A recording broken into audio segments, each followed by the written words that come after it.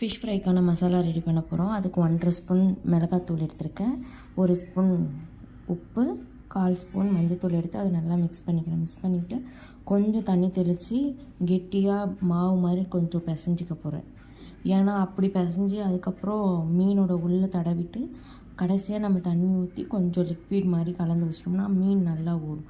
இப்போ பாருங்கள் சாந்து மாதிரி இருக்கா, அதை எடுத்து மீனுக்கு உள்ள பாடி உள்ளே நான் அப்ளை பண்ணுறேன்னா அதுக்கப்புறம் மேலே லைட்டாக தடவி வைப்பேன். இதே போல் வந்துட்டு எல்லா மீனுக்கும் நம்ம தடவி எடுத்து வச்சுக்கணும். எடுத்து வச்சுட்டு கடைசியாக அந்த மிளகாத்தூள் சாந்து இருக்குல்ல அது கொஞ்சம் இருக்கும், அது கூட கொஞ்சம் தண்ணி ஊற்றி அப்புறம் அதை ஒரு மிக்ஸ் பண்ணி வச்சிட்டோம்னா மீன் அதிலே ஒரு நல்லா ஊறிடும்.